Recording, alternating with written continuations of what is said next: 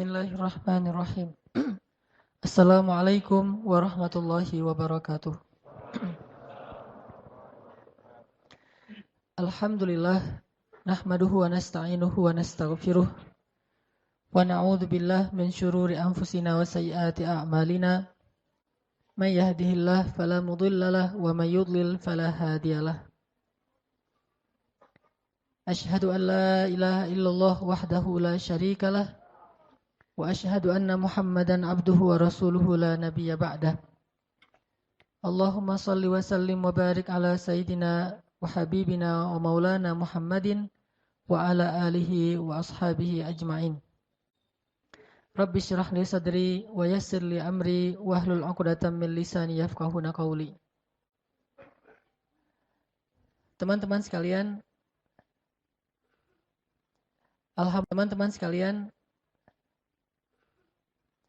Alhamdulillah dalam beberapa pertemuan terakhir kita telah membahas pertama tema tentang pasangan atau suami istri, bahkan kajian tentang ini ada beberapa pertemuan. Kemudian kita juga sudah membahas tentang masalah hubungan kita dengan orang tua, terutama dengan ibu, bahkan dengan mertua sekalipun. Maka pada kesempatan ini kita akan melanjutkan pembahasan kita tentang hubungan dengan manusia atau hablum minan nas atau muamalah yang kali ini berkaitan dengan orang yang berada di luar rumah kita, yaitu para sahabat, teman, dan orang yang ada di sekitar kita.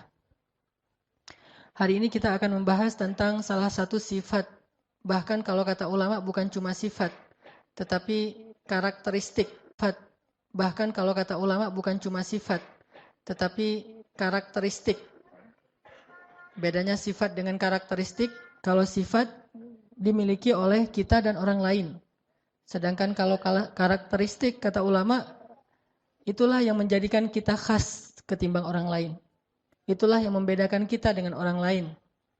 Sehingga para ulama mengatakan, salah satu karakteristik seorang muslim, seorang mukmin yang paling luar biasa itu adalah dia seorang yang sangat setia kawan.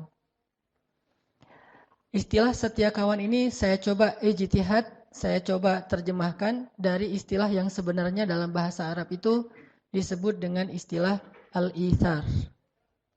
Kalau dalam bahasa Arab disebut dengan istilah al-ithar.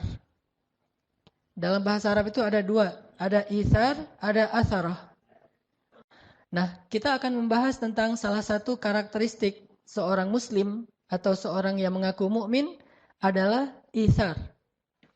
Dan seperti apa ithar ini?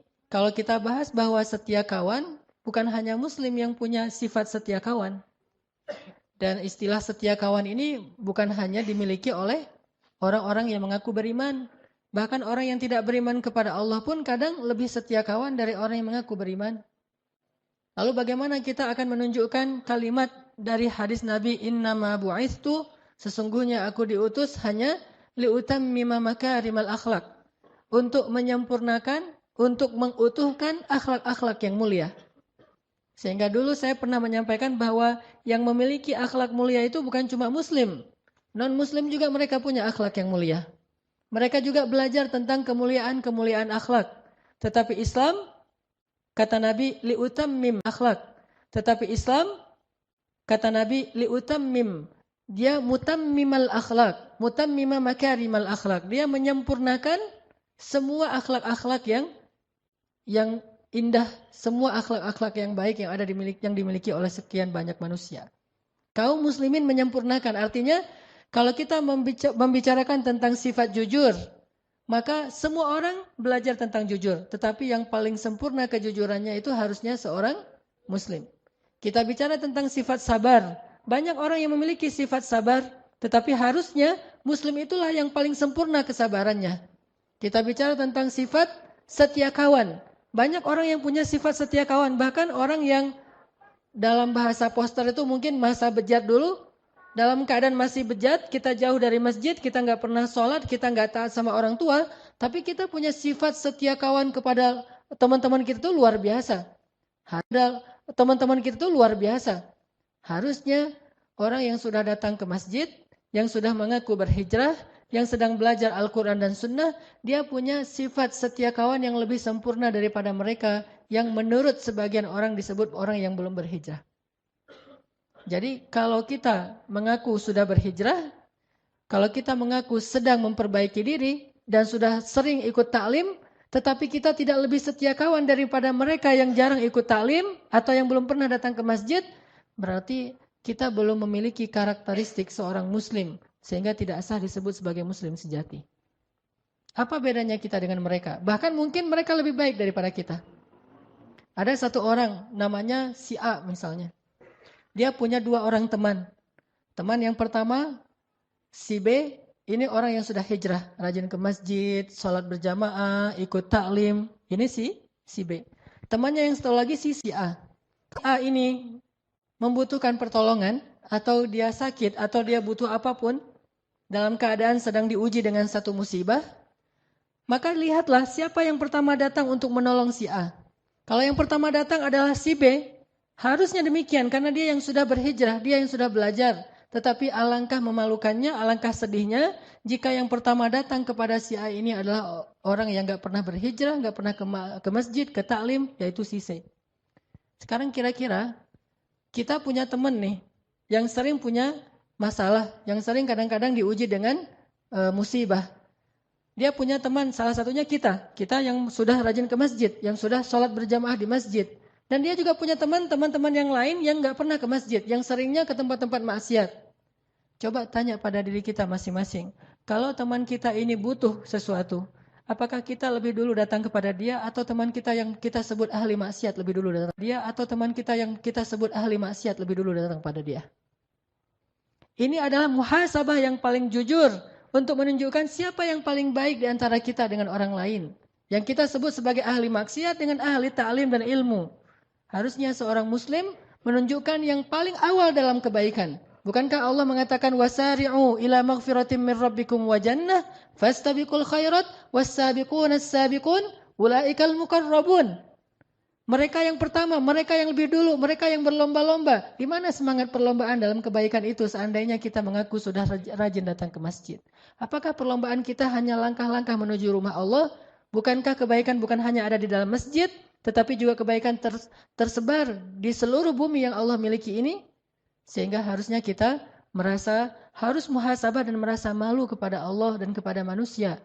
Bahwa kita seringkali bukan yang pertama datang untuk menolong saudara kita. Yang misalnya ada musibah di salah satu kota, di kota-kota ada di Indonesia. Yang pertama yang datang langsung turun tangan. Di antara orang-orang yang mau membantu mereka itu perusahaan-perusahaan yang latar belakangnya bukan perusahaan yang orang muslim. Kemudian yang datang negara yang latar belakangnya itu bukan penguasa muslim. Kemudian secara individu yang datang untuk menyumbangkan berbagai macam bantuannya itu bukan muslim. Charity yang pertama sekali datang untuk menolong kita justru bukan orang yang paling taat dalam agamanya. Tetapi mereka orang yang jauh dari masjid, jauh dari taklim.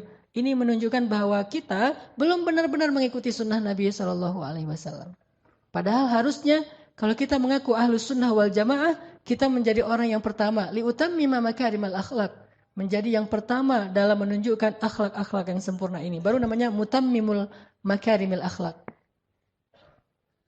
Sebut saja misalnya kisah yang paling populer tentang Rasulullah tuh orang laki-laki sama dalam menunjukkan akhlak-akhlak yang sempurna ini. Baru namanya mutammimul makarimil akhlak. Sebut saja misalnya kisah yang paling populer tentang Rasulullah tuh ketika ada seorang laki-laki kafir sakit. Laki-laki itu sering menyakiti Rasul kan? Meletakkan duri di depan rumah Rasul, membuang kotoran di depan rumah Rasul, menghina Rasul, memfitnah Rasul, mencela Rasul, memarah-marahi Rasul. Dan Rasul sering disakiti fisik dan perasaan beliau oleh orang itu. Tapi suatu hari dia tidak muncul dan tidak ada yang mengganggu Rasulullah di jalan sehingga Rasulullah bertanya, "Di mana si fulan?" Rasulullah tidak mengatakan di mana si pengganggu itu, tidak, tetapi di mana si fulan. Karena Rasulullah merasa heran, biasanya dia udah lebih duluan datang untuk menghadang Rasulullah SAW, mencegat Rasulullah di jalan. Tapi hari ini dia tidak muncul. Di mana si fulan? Kata orang-orang si fulan Rasulullah mengatakan sedang sakit ya Rasulullah. Di mana rumahnya? Ditanya rumahnya, lalu Rasulullah langsung balik arah. Bukannya datang ke Ka'bah untuk berdakwah, bukannya datang ke rumah sahabat untuk taklim, tetapi langsung balik arah menuju rumah orang yang paling jahat kepada beliau, yang sedang sakit. Sehingga ketika Rasulullah datang mengetuk pintu, kemudian dia bertanya, "Man?" Rasulullah mengatakan, "Muhammad." Dia langsung makin gemetar takut. Karena ini orang yang selama ini dia sakiti, sekarang datang untuk mungkin mau menuntut balas atau apapun. Lalu dibukakan pintu itu oleh keluarganya. Rasulullah datang dengan tersenyum. Kemudian Rasulullah duduk di sebelahnya. Kemudian bertanya bagaimana, apa penyakitnya, apa yang saya bisa bantu dan seterusnya dan seterusnya. Dengan akhlak yang paling indah yang beliau tunjukkan. Sehingga membuat orang tadi yang paling benci kepada Rasul tiba-tiba menjadi sejuk hatinya. Menitikkan air matanya. Kemudian dia mengatakan, "Ya Muhammad, engkau adalah orang yang paling saya benci dalam hidup saya ini. Yang paling sering saya sakiti, yang paling sering saya musuhi, yang paling istimewa kepada saya." Akhirnya orang ini kemudian belajar Islam dan masuk Islam. Ini artinya bahwa Rasulullah SAW sudah menunjukkan akhlak yang paling istimewa kepada kita. Tetapi kita masih sibuk dengan riwayat. Apakah itu hadis sahih? Kata ulama itu hadisnya dhaif. Kalau memang hadisnya dhaif, lalu kenapa? Apakah hadis dhaif itu tidak boleh dipakai? Bukankah hadis dhaif itu kata ulama lebih baik daripada qaulul ulama, dari ucapan para ulama? Kenapa kita yang baru belajar 1-2 hadis lalu membuang hadis-hadis dhaif? Seolah-olah hadis dhaif itu tidak ada artinya. Apakah ucapan kita lebih berarti daripada hadis dhaif? Seandainya ada orang yang meminta nasihat kepada kita, maka sesungguhnya menasihati orang itu dengan hadis dhaif lebih baik daripada menasihatinya dengan ucapan dari pikiran kita sendiri. Karena hadis dhaif hanya lemah riwayatnya, tetapi bukan batil, bukan hadis palsu, berbeda dengan hadis maudhu. Banyak orang itu hadis dhaif, itu cerita dhaif, itu tidak ada riwayat yang kuat dan segala berbeda dengan hadis maudhu. Banyak orang itu hadis dhaif, itu cerita dhaif, itu tidak ada riwayat yang kuat dan segala. Astagfirullahalazim. Apakah kamu pikir bahwa hadis dhaif itu hina, dina dan tidak ada nilainya di mata orang-orang para ulama? Bahkan seorang ulama, muridnya Ibnu Taimiyah yang paling streng menurut sebagian orang, ulama Ibnu Taimiyah yang paling keras dalam urusan hadis, punya murid namanya Ibnu Katsir. Selain Ibnu Qayyim Al-Jauziyah, lihatlah buku tafsir Ibnu Katsir, yaitu tafsir Al-Quran Al-Azim. Di dalamnya termuat lebih dari 100 hadis dhaif. Apakah Ibnu Katsir tidak tahu bahwa di dalam kitab itu banyak hadis dhaif, yang beliau ambil itu hadisnya dhaif? Beliau tahu. Beliau ulama besar, muridnya Ibnu Taimiyah. Kenapa memakai hadis dhaif? Karena beliau tahu bahwa hadis dhaif itu tidak perlu dibuang, tetapi dia tetap dipakai sebagai motivasi, fadilah, penyemangat, selama hadis dhaif ini tidak bertentangan dengan hadis sahih. Kalau hadis dhaif bertentangan dengan hadis sahih, maka hadis dhaif di kitab beliau tentang Ihya Ulumuddin, banyak sekali hadis dhaif. Termasuk juga ulama India yang dari Jam'atut Tabligh, Fadailul A'mal. Orang membuang buku itu, tidak usah baca buku itu karena hadisnya banyak yang dhaif. Memangnya beliau tidak tahu hadisnya dhaif? Beliau tahu, beliau ulama hadis, dan dari India itu banyak sekali ulama-ulama hadis yang luar biasa. Intinya bahwa kisah ini adalah sebuah inspirasi yang luar biasa tentang akhlak Rasulullah SAW. Jauh sebelum kita mengkritisi tentang ilmiahnya, maka kita telah bisa mengambil manfaat dan hikmah yang luar biasa dari kisah ini. Di mana kita dibandingkan Rasulullah SAW dalam urusan itsar, setia kawan. Maka teman-teman sekalian, malam ini kita akan belajar menjadi orang yang lebih setia kawan. Karena kalau saya pribadi merasa sangat malu ketika saya mengaku muslim, saya pakai aksesoris yang menunjukkan keislaman saya, apalagi kalau saya membanggakan keislaman saya. Aksesoris yang menunjukkan keislaman saya, apalagi kalau saya membanggakan keislaman saya. Jangankan membanggakan, hanya pakai aksesoris keislaman. Apa aksesoris keislaman? Misalnya diantaranya saya pakai baju koko, saya datang ke masjid, saya sholat, atau mungkin pakaiannya sampai ke jubah, sorban, peci, segala macam. Atau yang bahkan bukan hanya aksesoris keislaman, kebanggaan terhadap Islam. Saya memakai baju dengan tulisan bahwa saya bangga sebagai seorang muslim, saya ini seorang muslim, so what, gitu, dan seterusnya kan ya. Kan bangga sekali ini dengan keislaman kita dan itu baik. Tetapi di situ ada beban yang luar biasa. Bebannya adalah apakah kita yang mengaku sebagai muslim, bahkan membanggakan keislaman kita, sudah menjadi orang yang paling layak disebut sebagai akhlak terindah di antara manusia? Atau jangan-jangan kita yang mengaku sebagai muslim justru orang melihatnya dengan sebelah mata, karena yang mengaku dan membanggakan keislaman itu justru yang paling tidak baik. Atau jangan-jangan kita yang mengaku sebagai muslim justru orang ngelihatnya dengan sebelah mata karena yang mengaku dan membanggakan keislaman itu justru yang paling tidak baik akhlaknya. Ini bagi saya muhasabah dan akan menjadi rasa malu yang luar biasa sehingga mencoba untuk selalu belajar. Ada orang di belakang mobilnya ditulis la ilaha illallah. Mobil yang di belakang di kaca belakang sudah ditulis la ilaha illallah nggak boleh ngebut loh ya.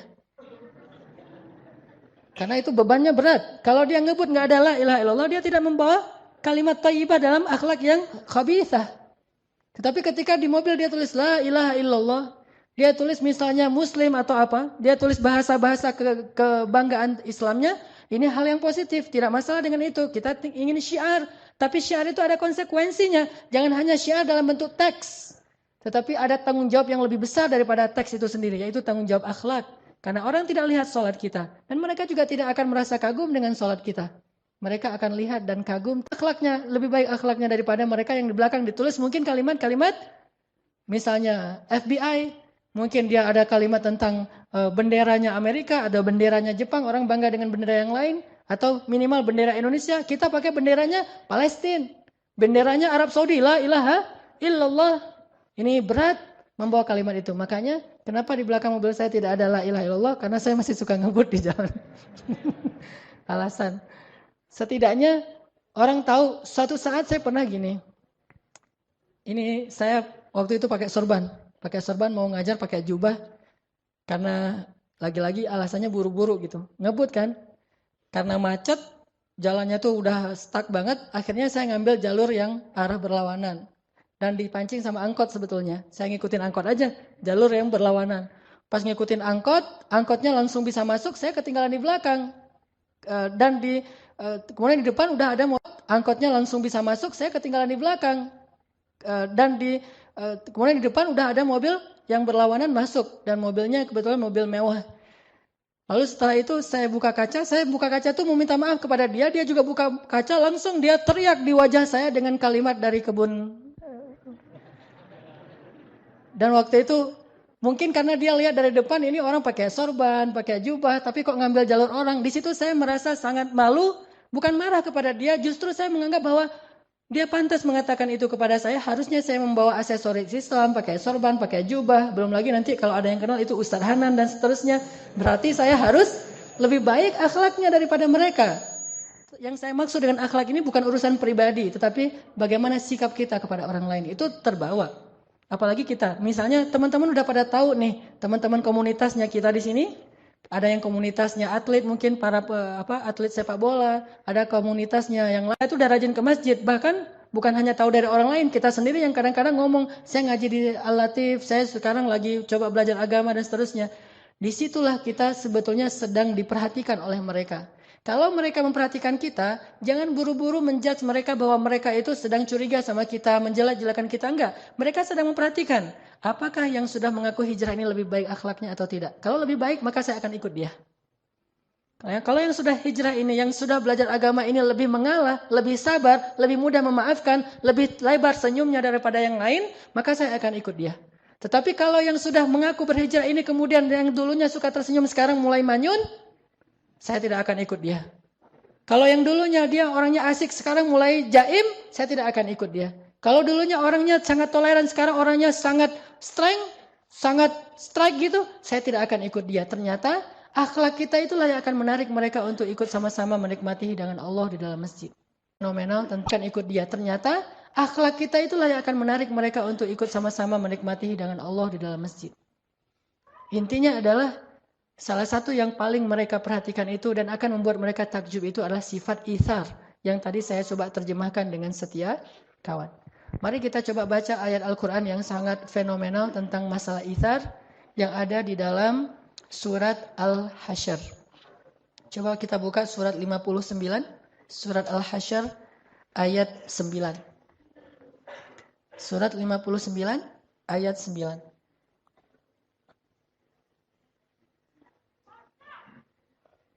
Surat Al-Hasyr, surat 59, ayat 9.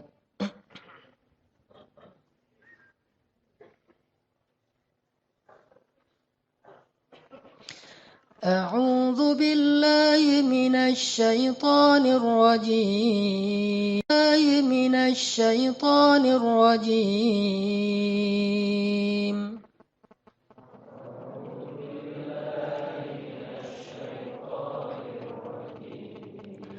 بسم الله الرحمن الرحيم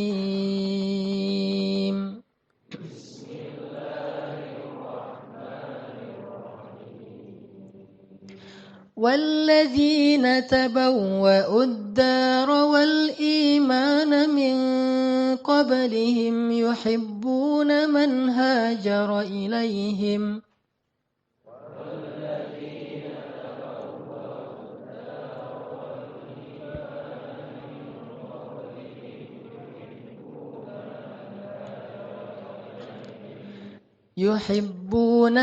هاجر إليهم ولا يجدون في صدورهم حاجة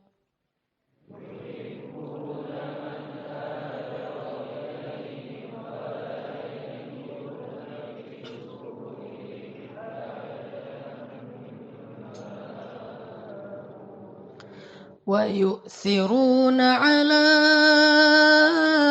أنفسهم ولو كان بهم خصاصة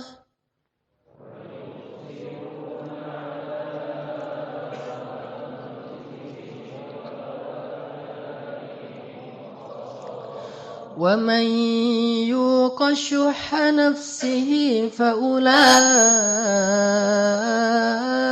هم المفلحون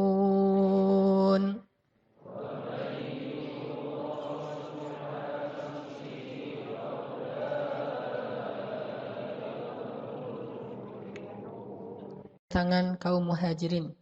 Mereka adalah orang-orang Ansor yang sangat mencintai orang-orang muhajirin yang berhijrah kepada mereka.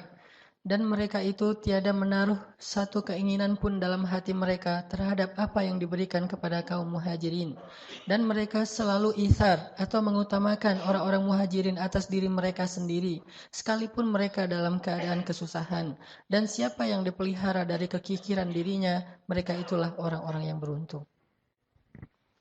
Teman-teman sekalian, di dalam ayat 9 ini Allah Subhanahu wa taala menyebutkan satu kata ithar dalam bentuk verb atau kata kerja, yaitu kalimat wa yu'thirun. Wa yu'thiruna ala anfusihim walau kana bihim khasasah. Dan yang diambil sebagai sampel atau contoh tentang ithar di dalam Al-Qur'an itu adalah satu kaum, bukan satu individu. Ini menunjukkan bahwa sifat ithar ini dimiliki oleh orang banyak. Sebagai sampel atau contoh tentang ithar di dalam Al-Quran itu adalah satu kaum, bukan satu individu.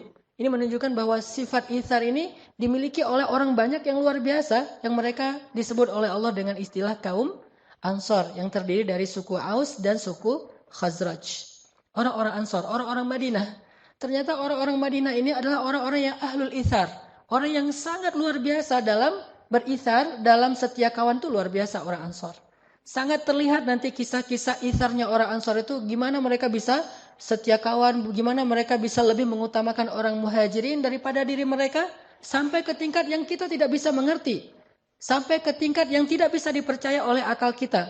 Begitu luar biasanya sifat setia kawannya kaum Ansor.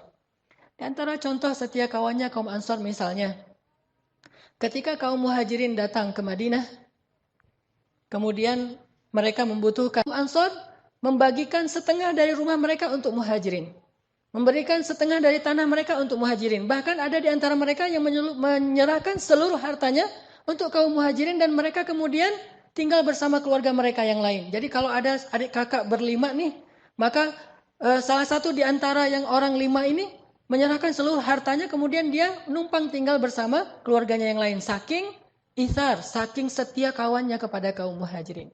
Ini yang dilakukan oleh orang Ansar. Sehingga ketika Rasulullah dan sahabat muhajirin datang ke Madinah, mereka tidak kelaparan. Mereka tidak kedinginan. Mereka tidak kepanasan. Mereka semuanya mendapatkan tempat seperti yang mereka dapatkan di kampung halaman mereka. Karena ithar dari kaum Ansar. Siapa di antara kita yang bisa seperti ini? Datang orang yang kita tidak kenal sama sekali. Kalau ithar kepada para sahabat, setia kawan dengan teman-teman itu, ini kita mungkin bisa.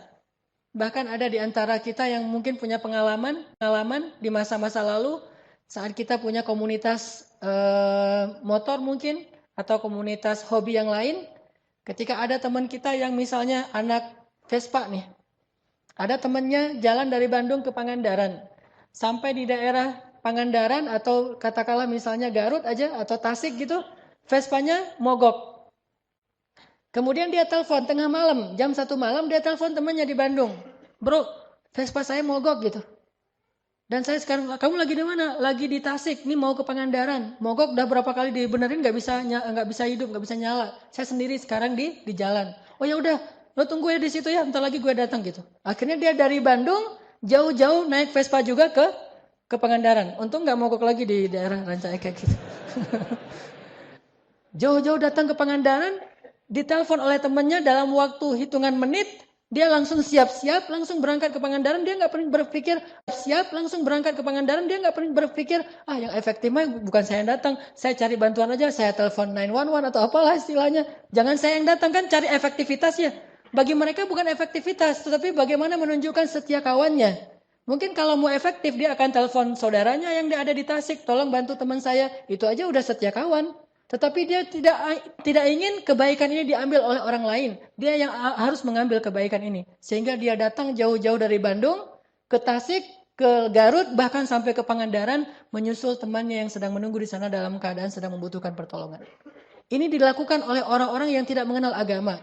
Harusnya kita yang sudah belajar agama harus punya setia kawan yang jauh lebih dahsyat dari ini. Dan ini bukan hal yang sepele. Karena tugas seorang muslim itu adalah menunjukkan identitas Islam yang telah Allah gariskan dalam syariatnya. Dan ini berat, makanya menjadi seorang muslim itu luar biasa beratnya. Menjadi seorang muslim itu benar-benar harus menjadi yang bisa berkorban sejauh itu. Harusnya anak-anak masjid bisa berkorban jauh lebih baik daripada itu. Kalau anak Vespa di Pangandaran ditelepon, malam itu juga datang. Anak masjid ditelepon di Surabaya, malam itu juga datang. Saya lagi di Surabaya, ya udah aku datang sekarang. Gimana cara datangnya? Mikir dulu. Harusnya bisa lebih dari itu. Memang saya juga belum pernah seperti itu. Saya merasa sangat takjub dengan anak-anak Vespa, anak-anak BMX, anak-anak komunitas yang lain yang punya sifat setia kawan yang luar biasa. Dan kita berharap dalam Islam itu, dalam masjid itu, dalam dakwah itu punya yang lebih dahsyat daripada komunitas-komunitas lain. Karena kita mengaku sebagai kuntum khaira ummatin ukhrijat linnas, kalian kelompok terbaik di antara manusia. Terus tunjukkan mana yang terbaik. Apakah terbaik itu hanya label? Apakah terbaik itu hanya slogan? Apakah terbaik itu hanya sekedar bentuk orasi dan khutbah? Atau ukhrijat linnas, kalian kelompok terbaik di antara manusia. Terus tunjukkan mana yang terbaik. Apakah terbaik itu hanya label? Apakah terbaik itu hanya slogan? Apakah terbaik itu hanya sekedar bentuk orasi dan khutbah? Atau kenyataan real? Maka kalau khutbah kita pasti lebih bagus daripada yang lain. Kalau label kita punya banyak label-label yang keren. Tetapi realnya kita harus banyak muhasabah. Saya bukan katakan tidak ada, tetapi kita harus banyak muhasabah. Jangan-jangan kita belum menunjukkan apapun. Apa yang kita tunjukkan dalam bentuk label tetapi tidak ada dalam realitasnya. Orang Ansor. Pernah ada kasus begini. Sejak kaum muhajirin datang ke Ansor, orang Ansor itu berbagi. Berbagi setengah dari harta mereka, sepertiga dari harta mereka, 2/3 dari harta mereka. Bahkan ada yang seluruh dari harta mereka diberikan. Maaf, sampai ada di antara mereka yang mengatakan, maaf saya punya anak, silakan kalau kamu mau menikahi anak saya, kamu butuh keluarga, kamu jadi menantu saya. Kamu nggak perlu mahar. Suamiku kalau memang kamu ridho maka ceraikan saya sehingga saya bisa menjadi istrinya si fulan itu muhajirin membutuhkan istri, sampai kayak gitu. Dan ini adalah inisiatif perempuan Ansor. Saking luar biasanya pengorbanan kaum Ansor ini, lebih dari apapun. Kalau bahasa sekarang mah ada 2 orang yang jatuh cinta ke satu cewek. Nah, yang satu udah ke masjid, yang satu belum ke masjid. Maka yang udah ke masjid ini harus ngalah nih. Kenapa ihsar?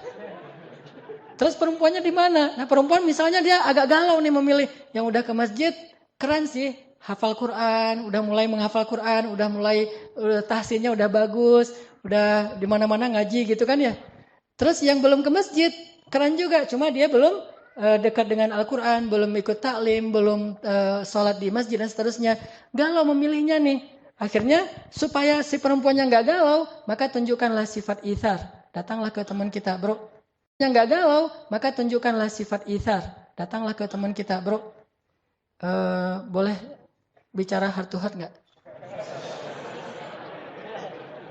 Ada apa bro gitu? Itu tentang si cewek itu tuh namanya misalnya apa namanya yang keren? Hah? Namanya Wulan gitu. Si Dewi lah, Dewi. Tentang si Dewi misalnya. Lo suka sama dia gitu. Lo nggak usah ngomong gitu dah, baper banget sih jadi orang gitu-gitu deh gitu. Nggak enak kalau udah terlalu main emosional. Kita jujur aja kalau misalnya lo suka sama dia, gue juga suka. Terus gitu.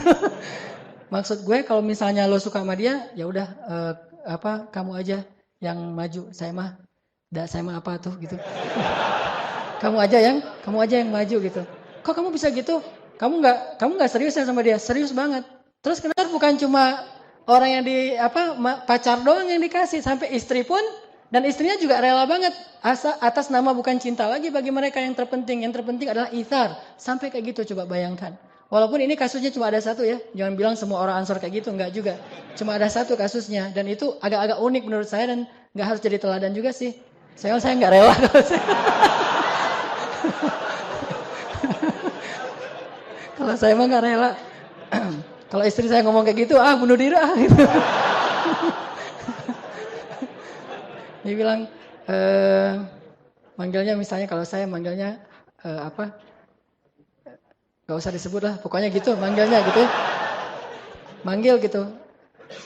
Kamu cinta sama aku? Cinta banget dong gitu kan. Gimana? Aku gak bisa hidup tanpa kamu, pokoknya lebay-lebay gitu. Terus dia bilang, tapi kalau ada ayat tuh, lan tanalul birra hatta tunfiqu mimma tuhibbun, menunjukkan bahwa kamu tidak akan sampai mendapatkan kebaikan terbaik sampai kamu menginfakkan yang paling kamu cintai. Hah? Menginfakkan yang paling dicintai. Maksud kamu apa? Ceraikan aku biar aku menikah dengan dia. Wah! Langsung rame itu kan ya, selingkuh lah, segala macam lah tuduhan-tuduhannya. Tapi orang Ansar ada yang pernah kayak gitu, bayangin. Ini menunjukkan bahwa ithar mereka itu udah luar biasa. Sampai saya bilang, nggak bisa dipercaya dengan logika kita, tapi mereka bisa melakukannya. Terus kalau di Madinah itu lagi musim panen, kan orang muhajirin itu nggak bagus dalam bertani ya. Mereka tuh kan rata-rata bakatnya tuh pedagang. Sedangkan orang Ansor bakatnya berkebun, bertani. Mereka orang-orang yang bagus dalam megang tanaman. Nah, ketika musim panen korma, orang muhajirin nggak pernah kerja. Orang muhajirin nggak pernah bantu-bantu di ladang-ladang korma. Mereka mah berdagang aja, dan berdagangnya juga nggak untung-untung amat karena modalnya kecil. Paling yang untung besar tuh cuma beberapa orang lah. Abdurrahman bin Auf, Utsman bin Affan, dan beberapa orang sahabat.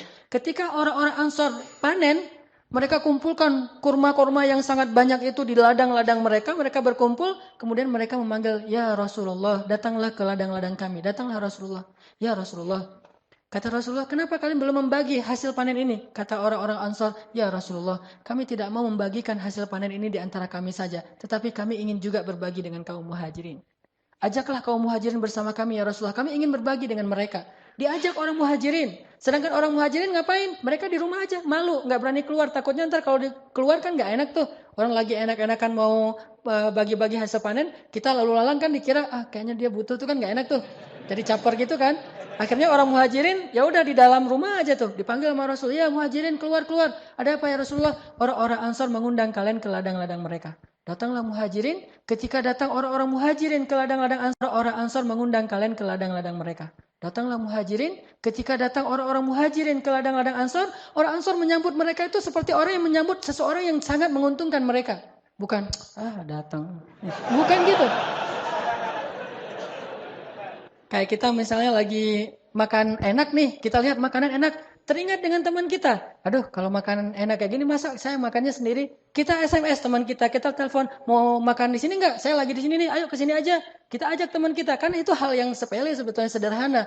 Bahkan kalau perlu saat kita lagi uangnya hampir habis tuh. Kita lihat di ini kita tinggal 2 lembar lagi warna merahnya. Sementara kita makannya itu rata-rata harganya 30.000 ke atas gitu. Kan enak tuh makanannya 50.000, 40.000, ada burger, ada segala macam. Kita SMS teman kita, aku lagi makan ini nih, ayam penyet, kan harganya 30 ribuan. Mau datang ke sini bareng-bareng, dia bilang, oh boleh. Ini kan dia nggak tahu kalau kita nggak punya uang. Terus pesannya apa? Misalnya pesannya lebih dengan uang, tapi kita masih bisa memberi kepada yang lain. Itu namanya ithar. Kalau sekedar memberikan yang lebih, itu namanya jud. Kalau memberikan yang kita nggak terlalu butuh, itu namanya sakha. Semua ini kebaikan. Kebaikan itu kata ulama ada 3 tingkatan. Tingkatan yang paling rendah namanya sakha. Memberikan sesuatu yang kita nggak terlalu butuh, nggak terlalu suka, yang biasa aja, yang lebih, itu namanya sakha.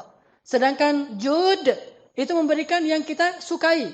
Dan ithar memberikan yang paling kita butuhkan. Sehingga kalau kita berikan kepada yang lain, kita jadi kekurangan, bahkan kita menjadi susah. Itu namanya ithar. Orang Ansar menyambut kedatangan muhajirin ke ladang mereka itu dengan pelukan hangat. Selamat datang ya muhajirin, selamat datang muhajirin, sini, sini, sini, sini. Semuanya saling tarik menarik untuk duduk di tempat dia. Karena kalau duduk di tempat dia, dia akan membagikan ini punya banyak patok nih, punya banyak spot. Kesini, kesini, kesini, sini. Orang muhajirin jadi bingung ditarik-tarik gitu. Coba bayangin di ladangnya orang Ansar. Kalau kita, oh yang datang ya.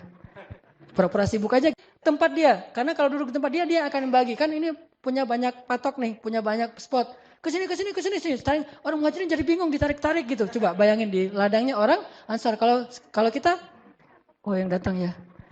Pura-pura sibuk aja gitu. Yang lain dia telengah-telengah ngelihat, nggak ada, kayaknya nih saya nggak ada yang nyambut nih, pulang aja deh kan gitu ya. Kalau kita nggak, kalau muhajirin, kalau Ansar nggak, dia tarik ke ladangnya, kesini, kesini, kesini. Setelah semuanya udah selesai, Rasulullah mengatakan, sekarang wahai orang Ansar, bagilah hasil panen kalian. Langsung mereka memberikan kurma-kurma yang terbaik untuk orang-orang muhajirin. Sehingga Rasulullah SAW berdoa kepada Allah, ya Allah, berkahilah rezekinya orang-orang Ansar. Ini namanya ithar. Di mana sekarang sifat ithar seperti ini dalam kehidupan kaum muslimin? Insya Allah kita lanjutkan nanti kisah-kisah yang lain setelah sholat Isya. Jadi kepikiran tadi habis ngomongin apa? Jadi nggak khusyuk sholatnya. Ngomongin kalau misalnya kayak ansar insya Allah gitu. Atau sakit kita siap menderita. Tapi kalau perasaan kan, aduh, itu benar-benar ithar. Kayaknya salah satu contoh ithar paling mengharukan tuh itu tuh kayaknya. Dan hanya ada di sinetron selain dalam sejarah Islam gitu. Atau mungkin ada yang pernah ngalamin? Berarti nggak bisa dikisahin juga, nggak pernah ngalamin, nggak tahu gimana sakitnya tuh kayak gimana tuh nggak tahu. Luar biasa tuh ya. Jadi sahabat kita sendiri, kita tahu diam-diam ternyata dia tertarik. Sementara si cewek ini mungkin belum memutuskan. Terus kita tahu, oh dia kayaknya suka juga. Akhirnya kita mundur gitu, nggak mau maju. Padahal kita udah terlanjur menyimpan dalam hati kita udah dalam banget, udah terukir gitu namanya. Udah gitu kita mundur. Terus kita nanti menyaksikan bahwa dia buat kartu undangan kita dikirimin gitu. Ini dramatisir banget, udah dalam banget, udah terukir gitu namanya. Udah gitu kita mundur. Terus kita nanti menyaksikan bahwa dia buat kartu undangan kita dikirimin gitu. Ini dramatisir banget nih.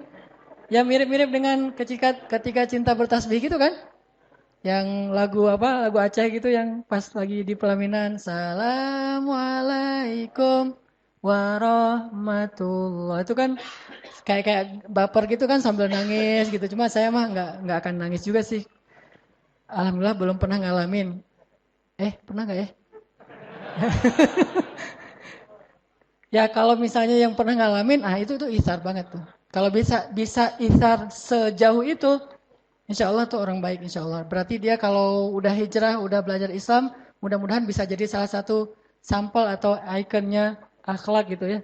Harusnya muslim tuh kayak gitu. Atau dalam kehidupan misalnya ithar hal yang sepele. Kita lagi mau naik bus misalnya. Kita udah beli seat atau kursinya tuh yang dekat jendela.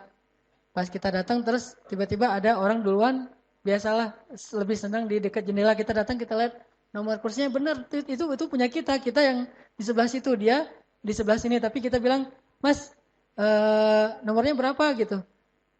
Nomor saya ini sekian. Yang sebelah sini ya?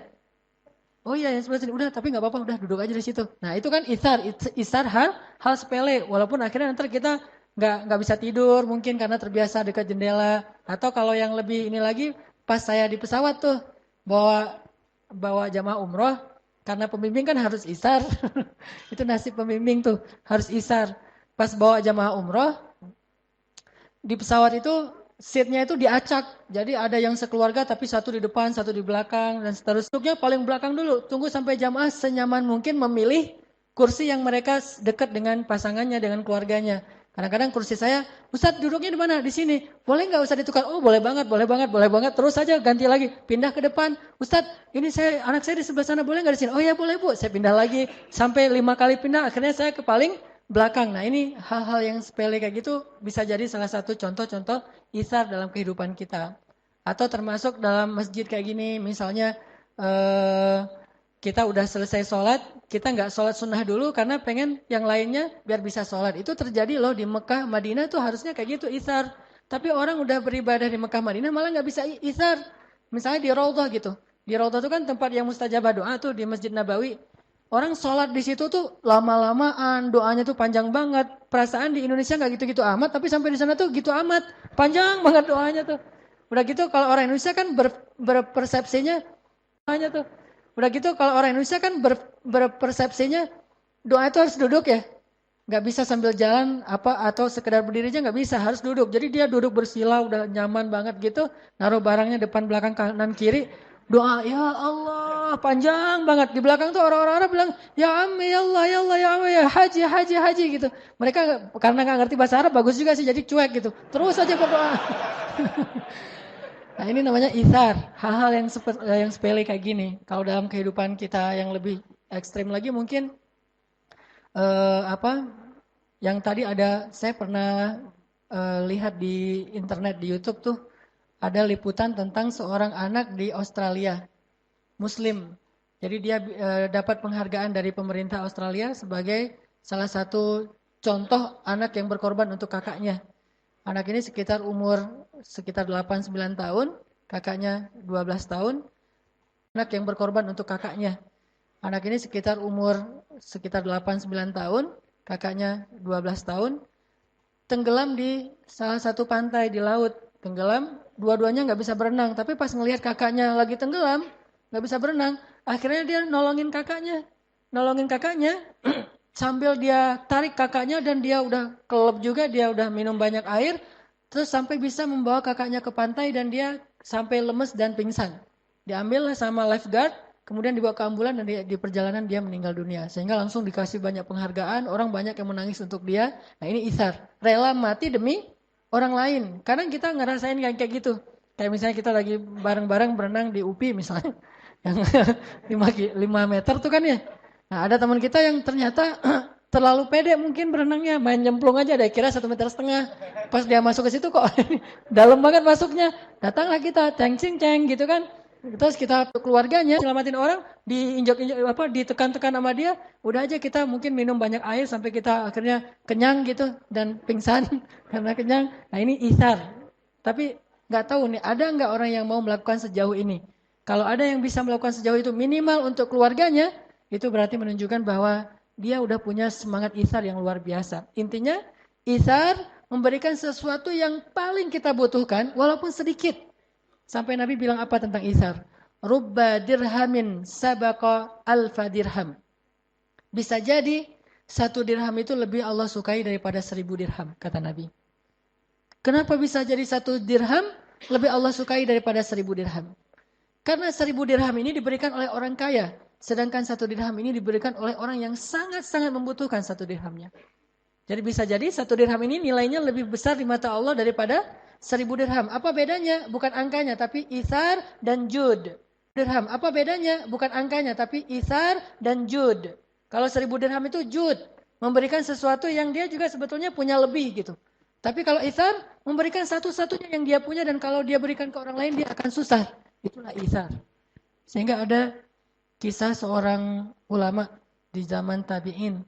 Beliau miskin, fakir malah. Ulama-ulama dulu kan terbiasa hidup dalam keadaan miskin.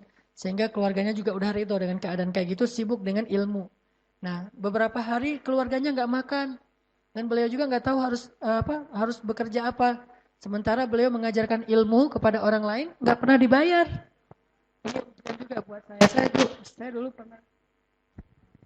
Saya dulu pernah ngalamin ya, masa-masa ketika awal-awal saya mengajar itu, bayarannya kecil banget.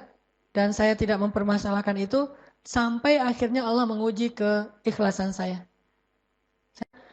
Sampai akhirnya Allah menguji suatu hari, anak saya sakit keras, Anak yang kedua, Maryam, sakit keras, harus dibawa ke rumah sakit, panas tinggi luar biasa, udah 2 hari nggak turun-turun, dibeliin obat nggak turun juga, sehingga akhirnya saya bawalah ke rumah sakit, salah satu rumah sakit di Bandung, rumah sakit swasta waktu itu. Saya bawa ke rumah sakit, mereka langsung minta deposit, depositnya untuk 10 hari, 1 hari 1 juta, berarti 10 juta. Saya nggak punya tabungan sama sekali. Akhirnya udah masuk anak saya, udah diperiksa, katanya ini parah banget, harus segera diopname dan minta depositnya. Saya tarik lagi keluar dari rumah sakit itu. Saya pergi ke rumah sakit negeri. Ke rumah sakit negeri, salah satu rumah sakit negeri di Bandung. Akhirnya juga gitu. Diminta deposit, kemudian mau di scan gitu, mau di ronsen.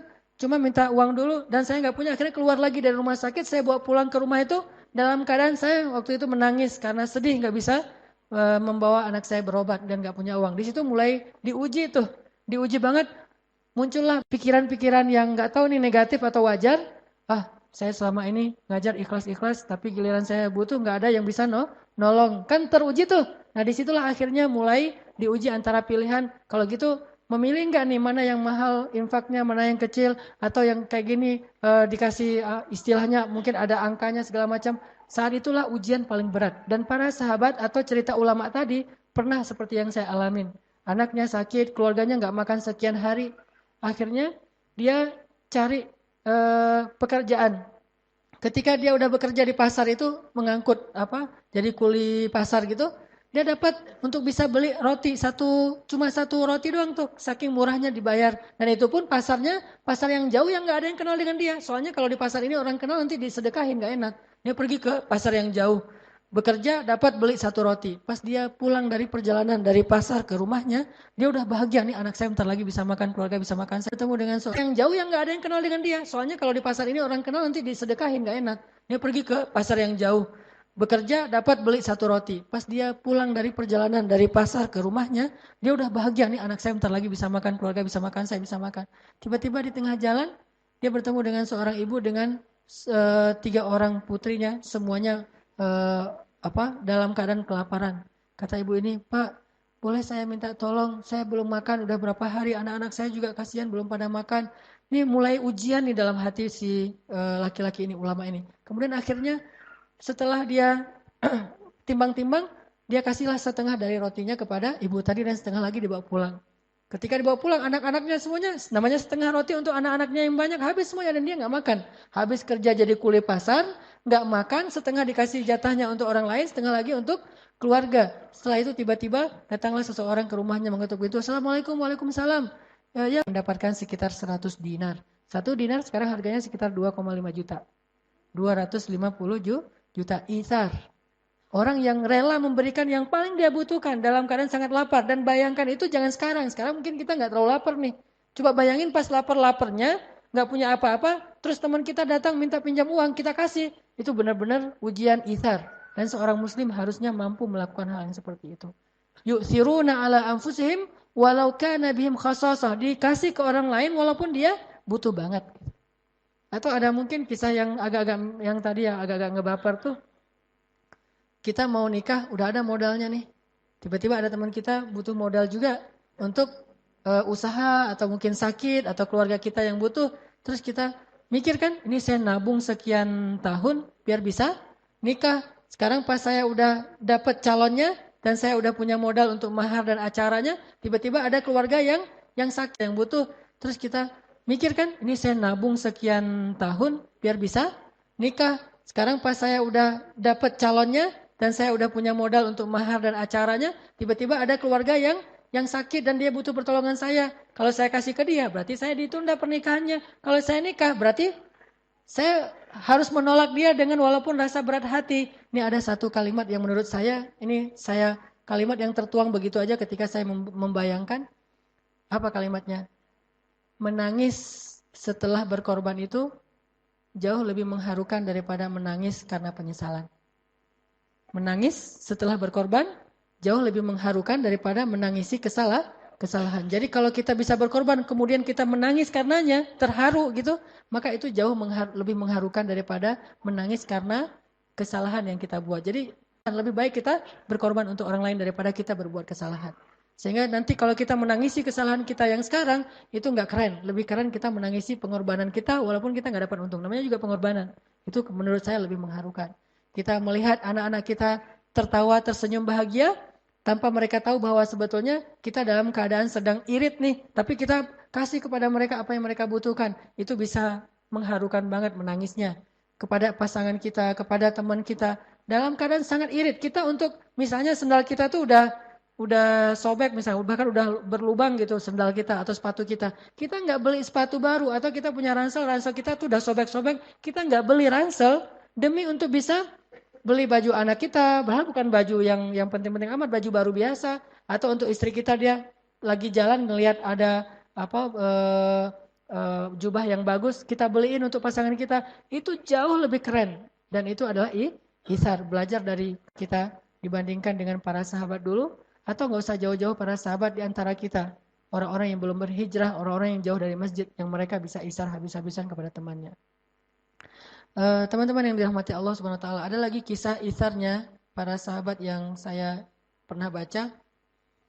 Ketika para sahabat, salah satunya namanya kalau nggak salah Jabir bin Abdullah. Ini pernah saya kisahkan beberapa kali.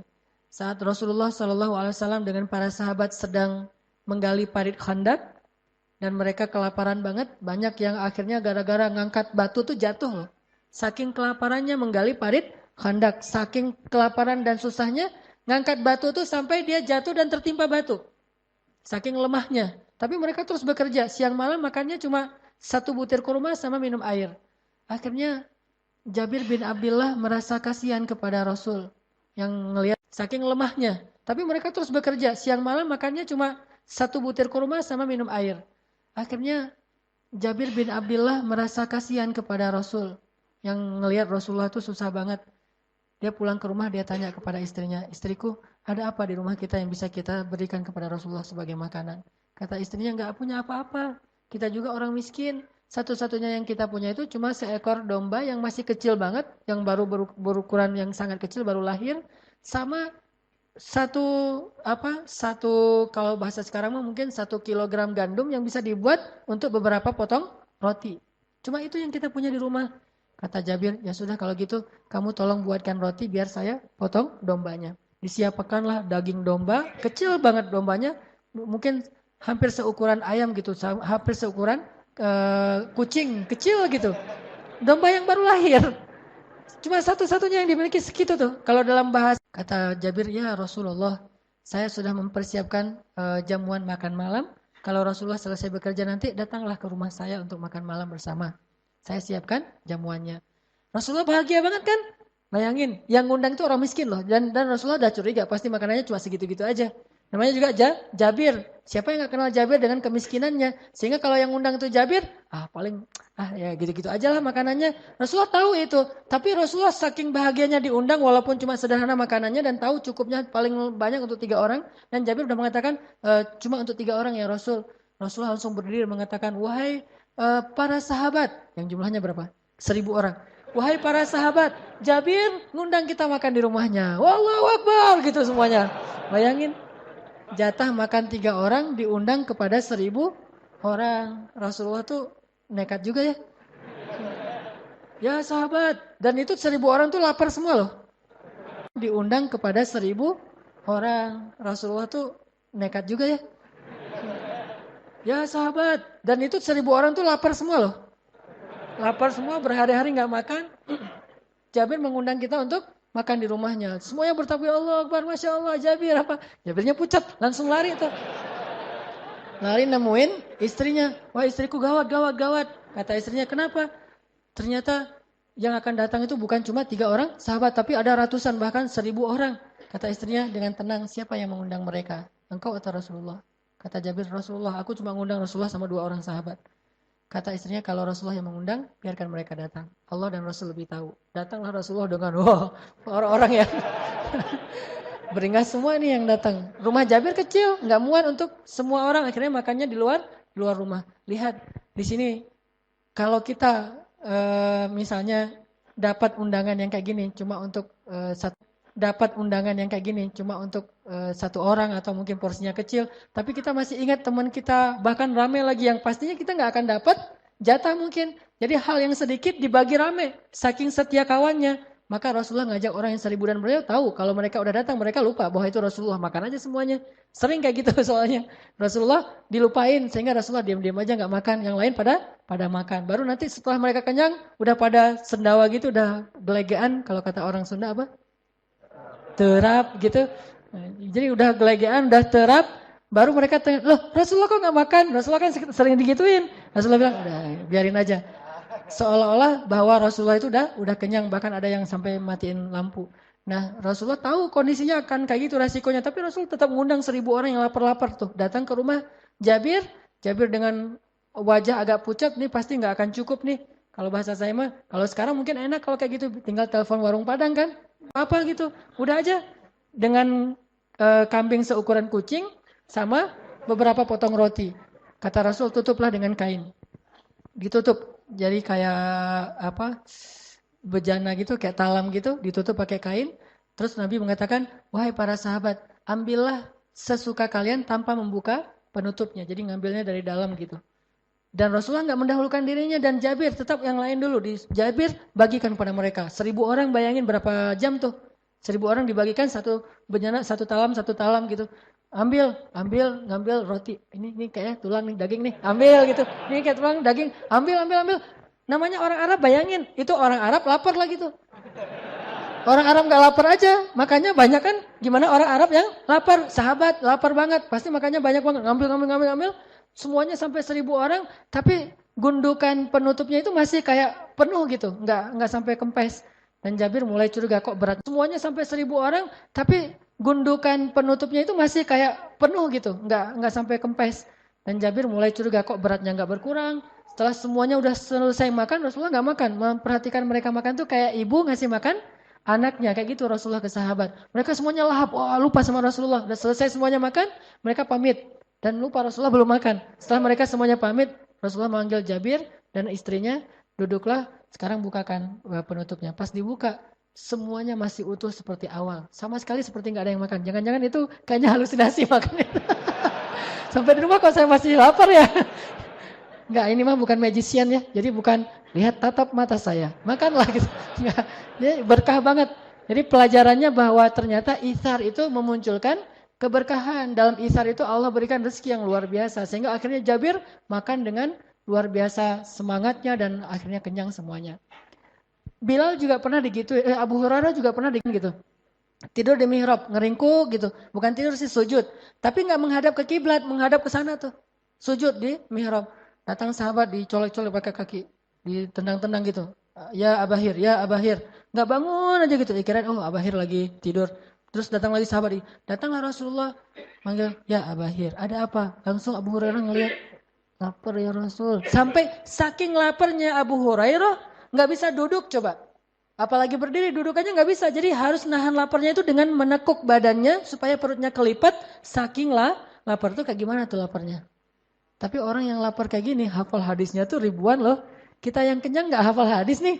Agak-agak unik memang. Yang kenyang nggak pernah hafal hadis, yang lapar ribuan gitu nggak ada alasan. Mas saya mah nggak bisa hafal hadis soalnya saya miskin, saya mah lapar terus atau apa. Ini nih Abu Hurairah justru lapar itu malah lebih mudah hafal hadis. Akhirnya kata Abu Hurairah, lapar ya Rasul. Rasulullah bilang, ya udah ayo ke rumah saya. Ini nih Abu Hurairah justru lapar itu malah lebih mudah hafal hadis. Akhirnya kata Abu Hurairah, lapar ya Rasul. Rasulullah bilang, ya udah ayo ke rumah saya. Abu Hurairah semangat kan? Ke rumah Rasulullah. Yang tadi nggak bisa berdiri, tiba-tiba bisa berdiri. Aneh juga tuh.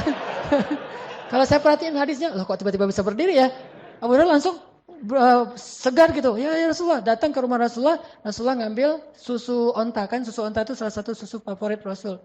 Nah, dituangkan, susu domba, susu onta, pokoknya susu lah gitu ya.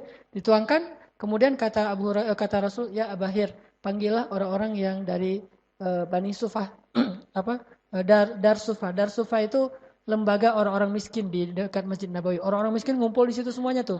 Bilal, Abu Hurairah, Ammar, ya yang miskin-miskin lah. Panggil semua mereka. Abu Hurairah ngelihat bahwa susunya cuma segini doang tuh. Ditutup dengan kayak gelas gitu ditutup. Cuma segini tapi mau dikasih ke puluhan orang. Abu Hurairah tadi. Tapi namanya ini perintah Rasulullah. Akhirnya Abu Hurairah pergi mencari teman-temannya. Ayo cepetan lah. Makan, minum. Ini mah bahasa saya aja. Abu Hurairah gak bakalan gitu juga. Ya udah dipanggil temannya. Bayangin kalau kita yang disuruh kayak gitu. Kan tadi saya yang lapor Rasul, kenapa manggil mereka? Kan harusnya gitu ya, normalnya gitu. Atau manggil dengan males-malesnya, dengan apa, pasti ntar berkurang. Tapi mereka iman. Dan Rasul sedang mengajarkan itsar kepada Abu Hurairah. Datanglah mereka semuanya. Setelah datang, kemudian akhirnya Rasulullah SAW mengatakan, ya Abahir, tuangkan susu ini kepada mereka. Semuanya minum susu, minum. Setelah semuanya selesai, Abu Hurairah duduk aja nungguin mereka. Setelah mereka udah pulang, Abu Hurairah kata Rasul, ya Abahir, sekarang kamu minum. Diminum sama Abu Hurairah. Udah ya Rasulullah, minum lagi kata Rasulullah. Minum lagi, udah ya Rasulullah, minum lagi. Udah ya Rasulullah. Sampai Abu Hurairah tuh mau muntah. Saking banyaknya susu nggak habis-habis tuh coba. Memang ini mukjizat, tetapi ada pelajaran. Karena nggak murni hanya mukjizat saja tanpa ada sunnah yang perlu kita ikuti. Ternyata pelajarannya berkah itu ada di dalam itsar. Jadi ketika kita rela untuk itsar, Allah akan berikan kebaikan dari jalan yang lain. Kayak kita mukhayyam kemarin misalnya. Saya sangat takjub kepada teman-teman Ucing Leweng. Ucing leweng itu bahasa Indonesianya apa? Bukan, serigala. Kan kan slogannya AU kan ya. Ya, teman-teman Ucing Leweng kan udah pengalaman nih dengan makanan. Ada yang kayak gitu. Ada yang tenda itu benar-benar tendanya Abu Hurairah. Ya itu tenda saya mah Abu Hurairah banget. Karena saya kirain, paling juga ntar ada warung. Karena saya ada warung di bawah, jadi tenda saya Abu Hurairah. Tapi pas lagi lapar ke warung, bukan di tenda. Jadi pas waktu itu saya nggak bawa sleeping bag, nggak bawa apa-apa lah, nggak lengkap gitu. Teman-teman Ucing Lawang itu ngasih, Ustadz ini pakai aja sleeping bag, udah kita sediain. Padahal bisa jadi nih, dia ngasih sleeping bag itu dengan itsar. Dia sendiri nanti tidurnya nggak pakai sleeping bag, tidurnya dekat api unggun atau tidurnya itu kedinginan dan itu luar biasa. Atau yang lebih lebih berat lagi mungkin kalau kemarin tempatnya masih normal lah. Dulu yang Mukayyam pertama tuh yang di apa? Yang di Ciwidey gitu. Itu kan hujan deras, becek, genang air, kita dalam rawa-rawa gitu, semua pakaian kita basah kan? Mau memberikan pakaian kering kita ke teman yang lain, kita basah kan? Mau memberikan pakaian kering kita ke teman yang lain sehingga kita tetap pakai pakaian basah, itu isar. Mau memberikan sleeping bag ke teman kita yang nggak bawa, sementara kita tidur dalam keadaan kehujanan, itu ithar. Disitulah kita belajar menjadi muslim yang bukan hanya slogan, bukan cuma label, tapi muslim yang kenyataan akhlaknya. Dan kita harus bisa. Malulah kita kepada orang yang di luar masjid, yang mereka mungkin bisa lebih ithar daripada kita. Dan insya Allah dalam waktu dekat, bulan Desember ini, kita akan coba belajar juga, walaupun belum ke tingkat ithar, baru jud, kebaikan, yang dulu saya pernah wacanain, akan membangun sebuah pesantren dan alhamdulillah videonya udah selesai dibuat, nanti akan dipresentasi, membangun sebuah pesantren di pelosok Tasik dan perbatasan Garut, daerah Taraju, pesantren anak-anak yang menghafal Al-Quran, yang mereka tidurnya di lantai, nggak punya bantal apalagi kasur dan selimut. Dan saya kebayang aja setiap saya hujan deras tuh saya selalu teringat mereka kayak gimana nih, di kita aja pasti bocornya banyak banget tuh. Udah gitu anak-anaknya besok harus bangun subuh-subuh, bahkan sebelum subuh untuk tahajud. Kemudian siangnya mereka harus tahfiz Al-Quran. Jadi tetap mereka dalam keadaan susah tapi masih mau menghafal Al-Quran. Mudah-mudahan nanti kita semuanya bisa terlibat walaupun dalam bentuk apapun untuk membangun sebuah pesantren sehingga dakwah kita ini bukan cuma orasi di atas mimbar. Tapi saya berharap dakwah kita ini, saya senang sekali kalau ada dakwah yang punya semangat humanis. Karena Rasulullah itu orang yang sangat humanis. Jadi dakwahnya bukan hanya ilmiah, tapi ilmiah yang humanis, sangat sensitif dengan kebutuhan-kebutuhan manusia. Walaupun hal kecil yang kita lakukan, tapi alhamdulillah ada beberapa teman yang mau gabung nih, teman-teman dari Harley mau gabung, teman-teman dari komunitas yang atlet mau gabung, kemudian dari beberapa kantor PT juga mau gabung, dan dari ibu-ibu juga ada beberapa orang dari akhwat dokter PT juga mau gabung, dan dari ibu-ibu juga ada beberapa orang dari akhwat dokter-dokter juga mau bareng berangkat ke sana, sehingga mudah-mudahan nanti kita bisa dari komunitas BMX mungkin, dari anak bola mungkin, dari anak yang lain, termasuk anak Vespa, bareng-bareng nih kita coba tunjukkan kepada seluruh manusia bahwa dakwah bukan cuma di dalam masjid, tetapi dakwah itu dari dalam masjid kemudian keluar untuk membawa rahmatan lil alamin insyaallah. Ini yang akan kita lakukan dalam bulan Desember ini. Mudah-mudahan kita semuanya bisa terlibat walaupun bentuknya bebas apapun. Bahkan doa yang paling penting sekali adalah doa sehingga semuanya bisa berjalan lancar. Barakallahu li wa lakum. Marilah kita tutup dengan sama-sama berdoa. Mudah-mudahan Allah Subhanahu wa taala memberikan kepada kita ilmu yang bermanfaat, bukan sekedar ilmu yang kita ingat. Ditambah lagi di sini ada doa khusus yang dimintakan untuk almarhum Bapak Eri Ahradi bin Endang, Bapak dari siapa nih? Sostrolita. Ya, almarhum Bapak Eri Ahradi bin Endang. Mudah-mudahan Allah Subhanahu wa taala menerima beliau sebagai hambanya, ditempatkan di sisinya yang terbaik, diampunkan dosanya, diangkat derajatnya, dan dilapangkan kuburnya. A'udzu billahi minasy syaithanir rajim. Bismillahirrahmanirrahim. Alhamdulillahi rabbil alamin. Allahumma hdina fiman hadait وعافنا فيمن عافيت وتولنا فيمن توليت وبارك لنا فيما أعطيت لك الحمد يا رحيم لك الحمد يا رب العالمين الحمد لله على نعمة الإسلام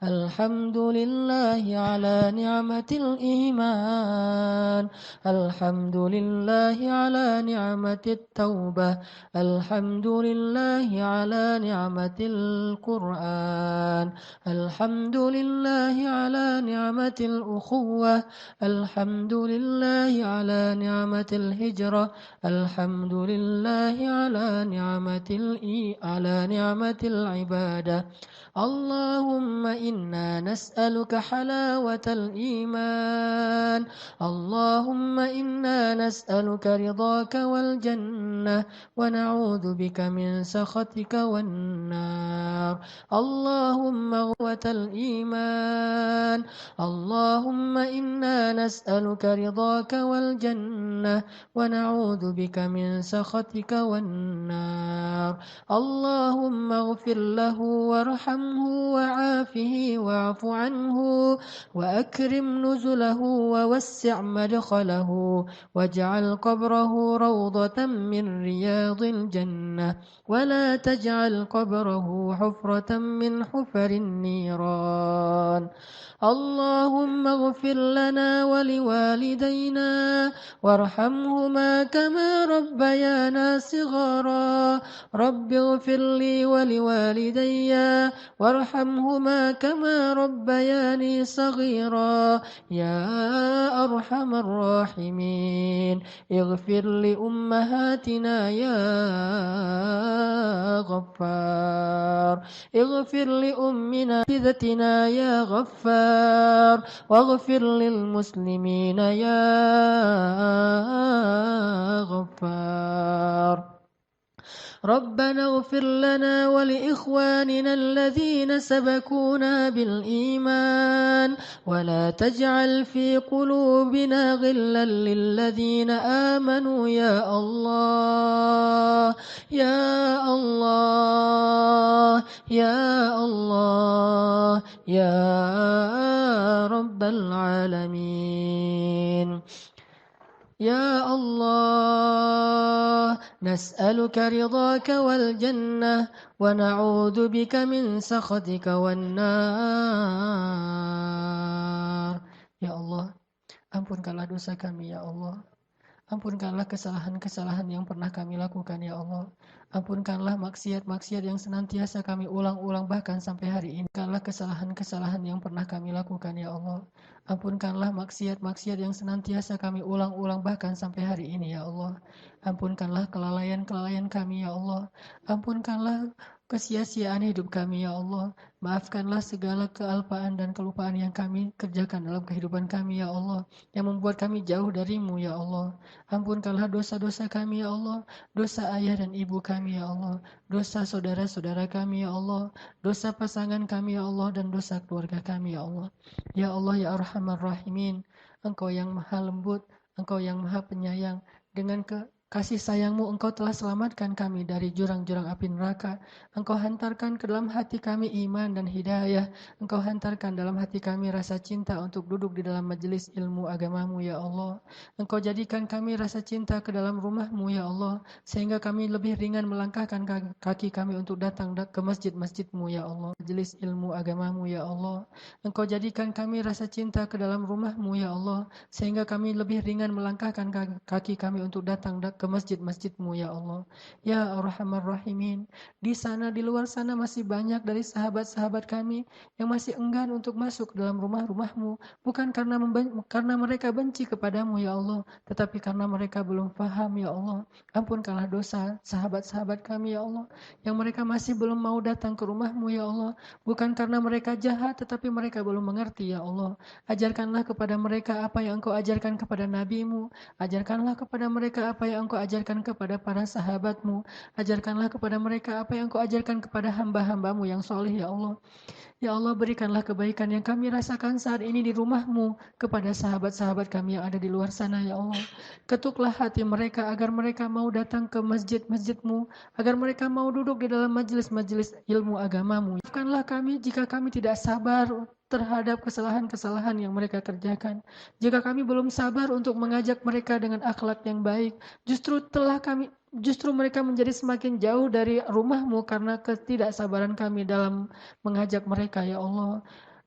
Ya Allah, masukkanlah kami ke dalam surga bersama sahabat-sahabat kami itu ya Allah. Jadikanlah kami sahabat di masa jahiliyah dulu menjadi sahabat juga di masa-masa yang telah kami bertobat ya Allah. Jika kami dulu bermaksiat kepadamu dalam keadaan berteman dan akrab, sekarang jadikanlah kami beribadah kepadamu juga dalam keadaan berteman dan akrab ya Allah. Dalam keadaan bersahabat ya Allah di dunia dan di akhirat insya Allah. Ya Rabbal Alamin, selamatkanlah pemuda-pemuda Islam yang ada di Indonesia dari segala macam fitnah dunia ya Allah. Selamatkanlah akhwat perempuan-perempuan muslimah dari fitnah aurah dan fitnah dunia ya Allah. Jadikanlah pemuda-pemudi Islam itu tumbuh dalam ketaatan ya Allah, sehingga mereka mendapatkan salah satu naungan-Mu di padang. Dengarlah doa-doa kami ya Allah. Tetapkanlah hati kami dalam hidayah ya Allah. Janganlah Engkau matikan kami dalam keadaan su'il khatimah ya Allah. Janganlah Engkau matikan kami dalam keadaan bermaksiat kepadamu ya Allah. Janganlah Engkau matikan kami ketika hari kami tidak melaksanakan ibadah yang sesuai dengan perintah-Mu ya Allah. Matikanlah kami di hari yang terbaik dalam hidup kami ya Allah. Matikanlah kami dalam keadaan beramal soleh kepadamu ya Allah. Dan hidupkanlah kami nanti di akhirat. Dan pertemukanlah kami bersama Rasul-Mu Sallallahu Alaihi Wasallam. Ya Allah ya Rabbal Alamin, betapa rindu kami kepada Nabi Muhammad Sallallahu Alaihi Wasallam. Betapa kami rindu kepada Nabi Muhammad ya Allah. Kami sering berselawat untuknya. Kami mencoba untuk mengikuti sunnahnya semampu kami ya Allah. Itu semuanya karena kami merindukan beliau ya Allah. Jadikanlah kami termasuk di antara orang-orang yang bertetangga dengan Rasul-Mu di dalam surga nanti ya Allah. Bertetangga dengan Abu Bakar As-Siddiq, bertetangga dengan Umar bin Khattab, bertetangga dengan Utsman dan Ali radhiyallahu anhum ajma'in. Ya Allah ya Arhamar Rahimin, Rabbana atina fid dunya hasanah wa fil akhirati hasanah wa qina adzabannar. Subhanakallahumma wa bihamdika asyhadu an la ilaha illa anta